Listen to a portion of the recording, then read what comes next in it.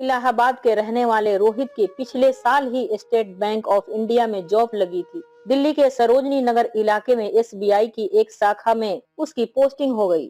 अच्छी पोस्ट के साथ अच्छी सैलरी थी, लेकिन साथ ही अकेलापन भी था, जिससे रोहित लगातार जूझ रहा था। जनवरी के इस सुबह रोहित का बिस्तर से उठने का बिल्कुल भी मन नहीं, लेकिन वो अपनी रूटीन से कॉम्प्रोमाइज नहीं करना चाहता, इसलिए थोड़ा लेट ही सही, लेकिन वह पार्क के लिए निकल पड़ा। थोड़ी देर की रनिंग के बाद रोहित एक तन्हा सी पड़ी बेंच पर बैठ गया। इस तरह खाली पड़ी बेंच और रोहित दोनों का अकेलापन दूर हो गया। थोड़ी देर में उसकी नजर जमीन पर पड़े एक पर्स पर पड़ी। कुछ देर रोहित ने उस लावारिस पड़े पर्स को इग्नोर किया, लेकिन जब देखा यहाँ दूर दूर तक फिलहाल कोई नहीं है, तो उसने वह पर्स उठा लिया और सोचा कि इसे गार्ड को दे देना चाहिए ताकि यह सही जगह पर पहुंच जाए। रोहित ने उस लावारिस पर्स को उठाकर अपने जेब में रखा और बेंच को फिर अकेला छोड़ वहां से गेट की तरफ निकल पड़ा। थोड़ी देर में उसे पार्क में एक लड़की दिखाई दी जो रोहित की तरह ही तन्हाई से जूझ रही थी। रोहित को लगा कि शायद यह पर्स उसी लड़की का होगा। वो उसकी ओर बढ़ चला। संजय गांधी पार्क में एक खाली पड़ी बेंच पर तन्हाई में बैठी लड़की की ओर बढ़ते हुए रोहित सोच रहा था कि पर्स लड़की को देने से पहले यह तय करना जरूरी है कि ये पर्स उसका है भी या नहीं। क्या पता उसका ना हो और वह झूठ बोल दे, इसलिए पर्स को खोलकर देखा जाए कि इसमें क्या क्या है। कुछ रुपए, एटीएम कार्ड और एक इयररिंग के अलावा कुछ और भी छोटी मोटी चीजें पर्स में थी जो रोहित के समझ से बाहर थी। पर्स को जेब में रखते हुए वह सीधे लड़की की ओर आगे बढ़ा। Hello ma'am, I am Rohit. Hello, बस इतना ही बोलकर जैसे उसने इग्नोर कर दिया, रोहित ने लड़की से अगला सवाल किया, आपका कुछ गुम तो नहीं हुआ? रोहित का यह सवाल सुनते ही लड़की चौंक गई। अरे तुम्हें कैसे पता? मैं कल सुबह से परेशान हूँ। मेरा पर्स कल न जाने कहाँ गुम हो गया। ढूंढ ढूंढ कर थक गई हूँ। आपको मिला क्या? हाँ मिला तो है, लेकिन पहले बताओ कि उसमें क्या क्या है। अरे यार, उसमें मेरा एटीएम, टूटी हुई इयररिंग और कुछ बिल्स वगैरह हैं। सबसे इम्पोर्टेंट उसमें मेरा ड्राइविंग लाइसेंस है, जिसे दोबारा बनवाने में बहुत परेशानी उठानी पड़ेगी। ओके, ये लीजिए, ये आपका ही है। खोया हुआ पर्स हाथ में आते ही लड़की ने खुशी का इजहार किया। Thank you so much. आपको कहाँ मिला? उधर फॉरेस्ट लॉन में बेंच नंबर 709 के पास। ओहो, ढूंढते हुए उधर मैं गई थी, लेकिन मेरी नजर नहीं पड़ी। आप कहाँ रहते हैं? मैं यहीं सामने सरोजनी नगर सोसाइटी में एक एच ब्लॉक 4th फ्लोर पर। आप? मैं भी इसी सोसाइटी के बी ब्लॉक में 2nd फ्लोर पर रहती हूँ। कमाल है, इतने करीब रहते हैं आप, फिर भी कभी देखा नहीं। जी, मैं यहाँ इसी हफ्ते आई हूँ। इससे पहले द्वारिका में रहती थी, वहाँ से कॉलेज दूर था, इसीलिए अब यहाँ शिफ्ट हो गई हूँ। अच्छा, तो आप यहाँ रोज आती हैं? हाँ, 4-5 दिनों से तो मैं रोज आ रही हूँ। जगह अच्छी है, बिल्कुल एकांत। कुदरत और साइंस का बेजोड़ मेल है ये जगह। और आप? मैं पिछले 1 साल से यहाँ हर रोज भूत की तरह भटकता रहता हूँ, सुबह और शाम। चलो अच्छा है, अब अकेले नहीं भटकना पड़ेगा, अब भूत के साथ चुड़ैल भी भटकेगी। लड़की के इस बात पर रोहित जोर से हंस पड़ा। उसे याद नहीं कि वह इससे पहले कब इतना जोर से हंसा था। दोनों वहाँ से साथ साथ चलते हुए फ्लैट के गेट तक पहुँच गए। रोहित ने कहा, जानती हो, आज मैं काफी खुश हूँ। रोहित की इस खुशी का कारण पूछे बिना ही लड़की ने कहा, आज तो मेरी छुट्टी है, इसीलिए दिन भर घर में ही रहूंगी। रोहित की छुट्टी नहीं थी, लेकिन न जाने क्यों उसने झूठ बोला। आज मेरी भी छुट्टी है, क्यों ना ब्रेकफास्ट एक साथ करें? कहाँ? जहाँ तुम कहो, पास के रेस्टोरेंट में, या फिर तुम बुरा न मानो तो मेरे घर पर ही। रोहित की बात को बीच में काटते हुए लड़की बोली, तुम खुद बनाते हो? हाँ, इसमें कौन सी बड़ी बात है। चलो तो मैगी छोड़कर कुछ भी बनाओ, मैं आती हूँ थोड़ी देर में। रोहित को अपने कानों पर यकीन नहीं हो रहा था, इसीलिए उसने अपनी शंका को मिटाने की खातिर लड़की से कहा, मेरे फ्लैट पर आओगी? सच में? हाँ, अगर तुम्हें कोई परेशानी हो तो तुम मेरे यहाँ आ जाओ, लेकिन मैं खाना अच्छा नहीं बना पाती। आप मजाक कर रही हैं। खैर, ऐसा करें कि आप 1 घंटे में मेरे फ्लैट पर आ जाइए, तब तक मैं तैयार करता हूँ। पता तो याद होगा ना? F block 408। हाँ बाबा, याद है। आप चलिए, मैं आती हूँ। रोहित भागकर फ्लैट पहुंचा और लग गया ब्रेकफास्ट की तैयारी में। थोड़ी देर में डोरबेल बजी। आ जाओ अंदर। मैं जल्दी तो नहीं आ गई ना? अरे नहीं यार, बैठिए, बस तैयार होने वाला है। क्या बना रहे हो? पनीर टिक्का। अभी जाकर पनीर लेकर आया हूँ, एकदम फ्रेश। मेरी वजह से परेशान हो रहे हो? चलो मैं भी तुम्हारी मदद कर देती हूँ। दोनों एक साथ किचन में थे, लेकिन अब तक रोहित को लड़की का नाम तक नहीं पता था। यार एक बात पूछूं? पूछो। इस चुड़ैल का नाम क्या है? मेरा नाम सोफिया है, सोफिया गुलनाज। और सुनो, मैं चुड़ैल नहीं, समझे? सॉरी सोफिया, वो तो मैं मजाक कर रहा था। वैसे पार्क में तुम्ही ने कहा था कि तुम चुड़ैल हो। रोहित की इस बात पर दोबारा दोनों जोर से हंस पड़े। दोनों ने साथ में खाना खाया और इस दौरान बातचीत का सिलसिला जारी रहा। बातें जॉब से शुरू होकर घर परिवार तक पहुंची। सोफिया ने रोहित से पूछा, आपके घर में कौन कौन है रोहित? रोहित ने सोफिया की बातों को अनसुना करते हुए सोफिया की ओर देखते हुए कहा, सोफिया, यहाँ अब तक मैं अकेला था। दिल्ली में दिल नहीं लग रहा था, लेकिन अब लग रहा है कि दिल्ली बहुत खूबसूरत हो गई है। सोफिया ने रोहित की बातों में छुपे राज को भांप लिया। वो थोड़ी मुस्कुराई, फिर खुद को संभालते हुए बोली, एक दिन की मुलाकात में जिंदगी के फैसले तय करना बेवकूफी है रोहित। रोहित बोला, जिंदगी के फैसले तो पल भर में भी तय किए जाते हैं सोफिया। खैर छोड़ो, अपने बारे में कुछ बताओ। इतनी जल्दी भी क्या है रोहित? कल की छुट्टी है, आराम से कल दिन भर बतियाएंगे। अच्छा ये बताओ कि आज शाम को तुम्हारा क्या प्लान है? आई मीन शाम को क्या कर रही हो? आज शनिवार है, इसलिए आज और कल वैसे तो कोई विशेष काम नहीं है। रूम की साफ सफाई और स्टोर से कुछ जरूरी सामान लाना है, उसके बाद बिल्कुल फ्री हूँ। सोफिया ने कहा, ठीक है, शाम को मिलते हैं पार्क में। और थोड़ी देर बाद सोफिया अपने रूम की ओर चली गई। शाम से पहले ही रोहित अपना जरूरी काम निपटाकर पार्क पहुंच चुका था। उसने देखा तो सोफिया पहले से ही वहां मौजूद थी। रोहित और सोफिया की आज सुबह इसी पार्क में पहली मुलाकात हुई थी और शाम होते होते दोनों इतने करीब आ गए थे जैसे बरसों से एक दूसरे को जानते हो। रोहित ने बातचीत का सिलसिला शुरू किया, सोफिया, अपने परिवार के बारे में तुमने अब तक कुछ नहीं बताया। सोफिया ने कहा, सब्र रखो, बताती हूँ। पहले तुम बताओ कि तुम्हारे परिवार में कौन कौन है? रोहित ने झट से जवाब दिया, मैं इलाहाबाद से हूँ सोफिया। वैसे मेरे दादा का घर लखनऊ में है, लेकिन जब मैं छोटा सा था तभी मेरे पापा इलाहाबाद आ गए और यहीं बस गए। पिछले साल तक मेरी माँ जिंदा थी, लेकिन कोरोना के वक्त उनका इंतकाल हो गया। यह सुनकर सोफिया ने कहा, ओह, आपकी माँ के बारे में जानकर बहुत दुख हुआ रोहित। माँ के जाने के बाद मुझे भी बहुत अफसोस हुआ, लेकिन वो मेरी सौतेली माँ थी सोफिया। ओह, तो आपके पिता ने दूसरी शादी की थी? हाँ। खैर छोड़ो, अब तुम अपने बारे में बताओ सोफिया। सोफिया ने मुस्कुराते हुए कहा, इतनी जल्दबाजी में क्यों रहते हो? रिश्तेदारी जोड़नी है क्या? थोड़ी देर की नोक-झोंक के बाद सोफिया ने अपने परिवार के बारे में बताना शुरू किया। सोफिया ने कहा, रोहित, तुमने बताया कि तुम्हारे दादा का घर लखनऊ है, तो मेरे माँ बाप भी लखनऊ में ही रहते थे। मेरी माँ मुस्लिम थी, जिसे एक हिंदू लड़के से प्यार हो गया था। दोनों के बीच मजहब की दीवारें इतनी ऊंची थी कि इन दीवारों के बीच उनका एक होना नामुमकिन था। फिर भी दोनों मिलते रहे। इसी बीच माँ प्रेग्नेंट हो गई। समाज में जीना मुश्किल न हो जाए, इसलिए दोनों ने घर से भाग जाने का फैसला कर लिया। अब्बू धनी परिवार से थे, उन्होंने घर से ढेर सारा गहना लिया और मेरी मम्मी के साथ रातों रात देहरादून चले गए। मेरे अब्बू ने शेफ का डिप्लोमा किया हुआ था। उन्होंने जल्द ही एक रेस्टोरेंट में नौकरी ढूंढ ली। कुछ ही महीनों में मम्मी के बेटा हुआ। बेटे के जन्म के साथ ही अब्बू ने नौकरी छोड़कर किराए पे छोटा सा रेस्टोरेंट खोला, जिसमें अम्मी और अब्बू दोनों मिलकर काम किया करते थे। धीरे धीरे 3 साल बीत गए।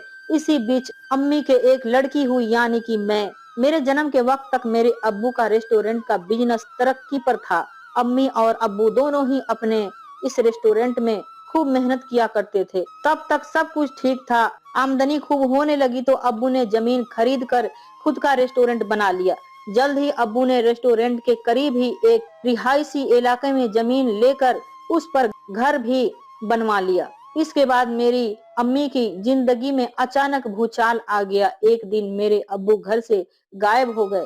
माँ ने खूब ढूंढा, पुलिस रिपोर्ट करवाई, लखनऊ तक खंगाला, लेकिन अब्बू का कोई अता पता न चला। अच्छी बात ये थी कि अब्बू मेरी माँ के अकाउंट में ढेर सारी रकम छोड़ गए थे और एक चलता हुआ बिजनेस था, जिसे अब्बू की गैर हाजिरी में माँ ने बखूबी संभाल लिया। अब्बू के गायब होने का गम माँ आज तक नहीं भूली।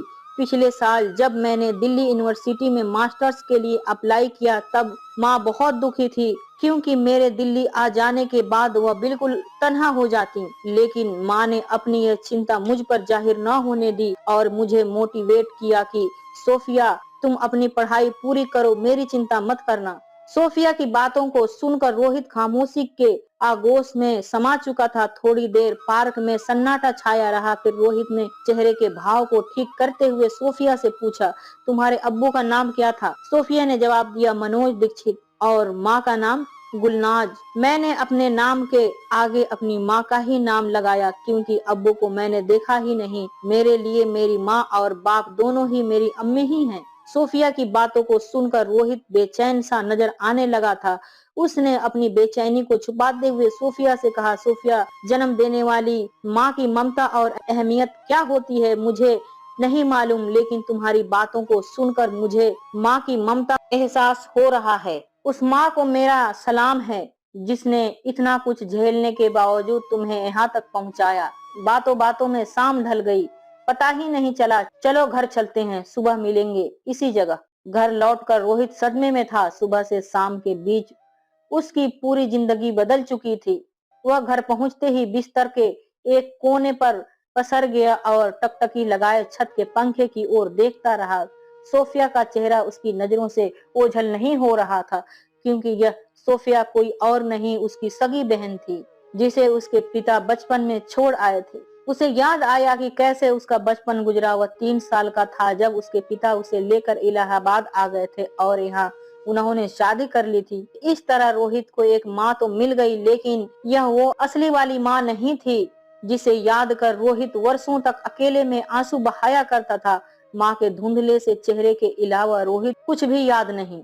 उसके बीते हुए कल से वक्त इस कदर मिलवाएगा, यह रोहित ने ख्वाब में भी नहीं सोचा था। रोहित की पढ़ाई इलाहाबाद में ही हुई और 1 साल पहले ही वो अपनी पढ़ाई पूरी कर नौकरी के लिए दिल्ली आया था। 2 साल पहले जब कोरोना से रोहित की माँ की मौत हुई थी, तब उसके पिता मनोज ने अपने बेटे को अपनी बीती जिंदगी के पूरे सच को बयान कर दिया था। वो तभी से अपने बिछड़े हुए परिवार को ढूंढने देहरादून जाने को सोच रहा था, लेकिन इसी बीच उसकी जॉब लग गई और वो दिल्ली आ गया और यहाँ उसका अतीत खुद ब खुद उसके पास आ गया। रोहित रात भर यही सोचता रहा। उसे एक पल के लिए भी नींद नहीं आई थी। सुबह हो चुकी थी। सुबह पार्क में मिलने के लिए उसने सोफिया से वादा किया था, लेकिन अब किस मुंह से वह सोफिया के सामने जाए? वह सोफिया से नजरें कैसे मिलाए? सोफिया उसी बाप की बेटी थी जो 20 साल पहले उसे छोड़कर भाग गया था।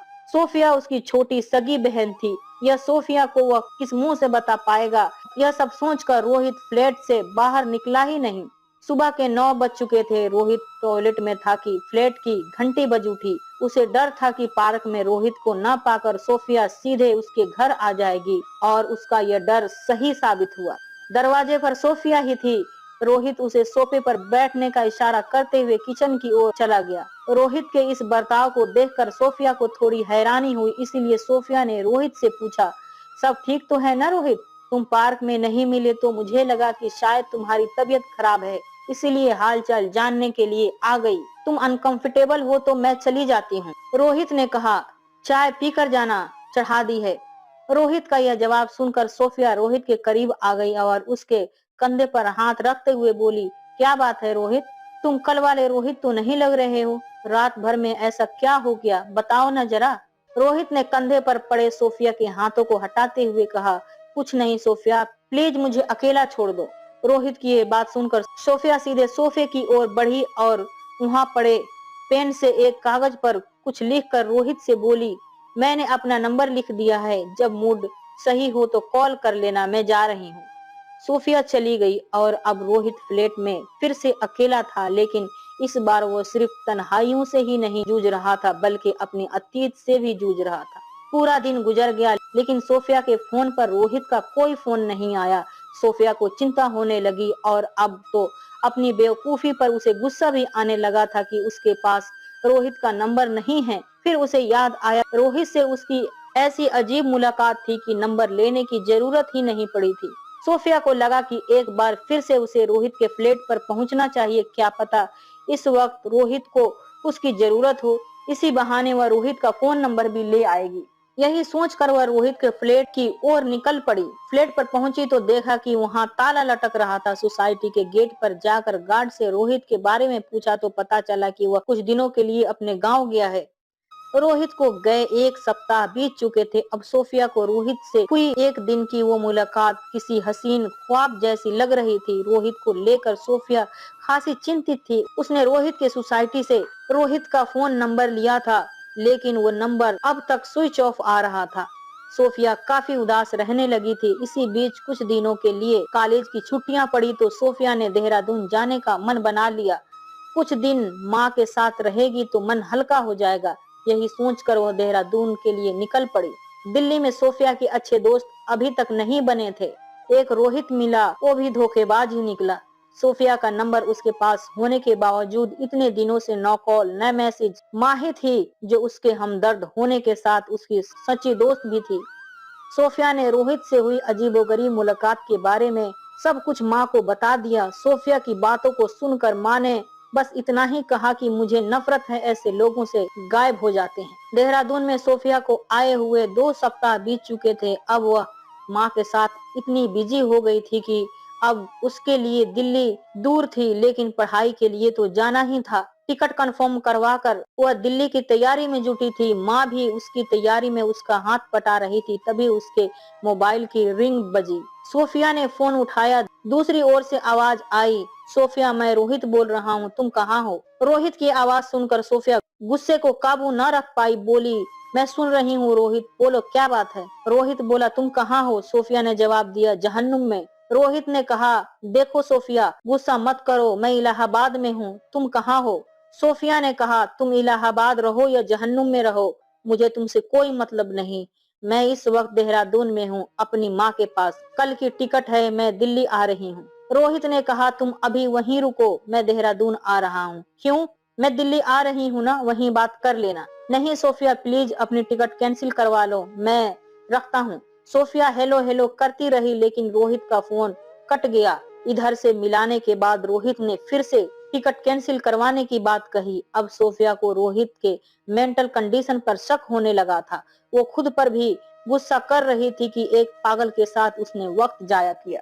रोहित का मैसेज आया कि प्लीज सोफिया, अपनी कल वाली टिकट कैंसिल करवा लो, क्योंकि मैं कल तुम्हारे घर आ रहा हूँ। इस मैसेज के बाद सोफिया ने अपना फोन स्विच ऑफ कर लिया। रोहित को लेकर अब तक सोफिया ने न जाने क्या क्या ख्वाब पाले हुए थे, लेकिन रोहित के इस कॉल ने सोफिया को बेचैन कर दिया। वह सोच रही थी कि माँ को इस बारे में बताएं।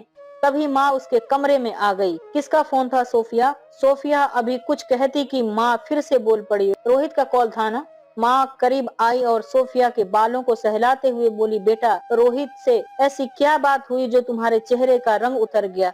मुझे बताओ, मैं तुम्हारी माँ हूँ। सोफिया ने रोहित से हुई सारी बात माँ को बता दी। माँ ने कुछ देर मामले को समझने की कोशिश की, फिर कहा, रोहित आना चाहता है तो आने दो, दे दो उसे एड्रेस या फोन दो, मैं उससे बात करती हूँ। सोफिया ने माँ को फोन थमाते हुए कहा, माँ, मुझे वो सनकी लगने लगा है, वरना पूरी बात बताता। माँ ने फोन लेकर रोहित का नंबर डायल कर दिया। हेलो, मैं सोफिया की माँ बोल रही हूँ। उधर से आवाज आई, माँ, मैं आ रहा हूँ। इतना कहकर रोहित ने फोन काट दिया। रोहित की यह बात ना तो सोफिया को समझ आई और ना उसकी माँ को। सोफिया ने अपनी दिल्ली की टिकट कैंसिल करवा दी। पूरे दिन सोफिया और उसकी माँ दोनों टेंशन में रहे। सोफिया सोच रही थी कि आखिर रोहित को क्या हो गया है। एक दिन की मुलाकात में कोई इस तरह का बर्ताव कैसे कर सकता है? अगर उसे मुझसे मिलने की इतनी बेताबी थी तो उस वक्त गायब क्यों हुआ? कोई बात थी तो मुझसे बता देता। मुलाकात के वक्त तो इतनी बकवास कर रहा था, उसके बाद अचानक उसे क्या हो गया? अब उसे मेरी याद कैसे आ गई? फिर मिलने की इतनी बेताबी भला क्यों? और मैं देहरादून में कहाँ रहती हूँ, ये तो मैंने उसे बताया ही नहीं। फिर वो यहाँ तक कैसे पहुँचेगा? यह सब सोच सोच कर सोफिया परेशान हो रही थी। जैसे तैसे रात बीती। सुबह 5 बजे थे। अभी सोफिया बिस्तर पर ही थी कि दरवाजे पर गाड़ी रुकने की आवाज आई। सोफिया की माँ भी अभी जगी नहीं थी। दरवाजे की घंटी बजी तो सोफिया उठकर दरवाजे की ओर निकल पड़ी। उसका शक सही था, सामने रोहित खड़ा था, उसके साथ एक अधेड़ उम्र के आदमी भी था। सोफिया को सामने देख रोहित उसका हाथ पकड़कर रोने लगा और सोफिया कुछ समझ पाती इससे पहले ही रोहित के साथ आए अधेड़ आदमी ने उसके सर पर हाथ रख दिया और वो भी रोने लगा। सोफिया ने कहा, रोहित तुम रो क्यों रहे हो और ये कौन है तुम्हारे साथ? रोहित ने रुमाल से अपने आंसुओं को पोंछने की कोशिश की और खुद को संभालते हुए सोफिया से बोला, सोफिया अम्मी कहाँ हैं? सोफिया बोली, मेरी अम्मी अभी सो रही हैं, अंदर जाकर बैठिए जब तक मैं अम्मी को जगा कर लाती हूँ। थोड़ी देर में सोफिया की अम्मी बैठक में दाखिल हुई और उस अधेड़ उम्र के अनजान शख्स को देखते ही सोफिया की माँ उससे लिपट कर रोने लगी। सोफिया कुछ समझ पाती इससे पहले ही रोहित उसके करीब आकर बोला, सोफिया यह मेरे पापा और तुम्हारे अब्बू हैं। इतना सुनते ही सोफिया के पैरों के नीचे की जमीन खिसक गई। अब उसे पूरा माजरा समझ आ चुका था। रोहित उसका बड़ा भाई था। शाम तक घर का पूरा माहौल बदल चुका था। एक परिवार जो 20 साल पहले अधूरा हो गया था, आज वक्त ने फिर से उसे परिवार को मुकम्मल कर दिया था। रोहित के पिता मनोज अपनी करनी पर शर्मिंदा थे, लेकिन ऐसी शर्मिंदगी से क्या फायदा जिसमें कोई 20 साल तक तड़पता हो। सोफिया और गुलनाज के सामने मनोज और रोहित किसी गुनहगार की तरह बैठे हुए थे। 20 साल पहले बिछड़े बेटे को पाकर माँ के आंसू थमने का नाम ही नहीं ले रहे थे। गुलनाज को मनोज से ढेरों शिकायतें थी, लेकिन वह जानती थी कि उसका बेटा बेकसूर था। मनोज मजबूर था। गुलनाज के साथ घर छोड़ने की सजा उसके परिवार के लोग भुगत रहे थे। बेटे की करतूत की वजह से उसके पिता को समाज से अलग कर दिया गया था और मनोज की बहनों की शादी नहीं हो पा रही थी। इधर देहरादून में मनोज अपनी बीवी गुलनाज के साथ कामयाबी की सीढ़ियां चढ़ रहा था। उधर मनोज का परिवार बदहाल होता जा रहा था। घर की खबरें मनोज को लगातार मिल रही थी। इसी बीच बिजनेस की सिलसिले में बाहर जाने का बहाना बनाकर मनोज अपने घर लखनऊ पहुंचा। रुपयों से दिल के जख्म भरने की कोशिश की, लेकिन मनोज कामयाब नहीं हो पाया। घर वालों ने शुद्धिकरण की शर्त रखी और उसके लिए इलाहाबाद की एक ब्राह्मण लड़की से शादी तय कर दी गई। मनोज हालात से मजबूर हो गया और उसने जिंदगी का कठोर फैसला ले लिया। वो देहरादून आया और कुछ दिन रहने के बाद अपने 3 साल के बेटे को लेकर हमेशा के लिए गायब हो गया। देहरादून से वो लखनऊ नहीं गया, बल्कि सीधे इलाहाबाद गया और परिवार की शर्त के अनुसार वहीं शादी कर ली। उसकी शादी के बाद उसकी दोनों बहनों की शादियां भी हो गई। इस तरह मनोज के परिवार पर जो कलंक लगा था वह मिट गया। पिछले 20 सालों तक मनोज अपने किए पर पछताता रहा, लेकिन उसे यकीन था कि उसकी बीवी उसके न रहने पर उसके बनाए बिजनेस के सहारे सरवाइव कर लेगी और बेटी को भी पढ़ा लिखा कर कामयाब बना देगी।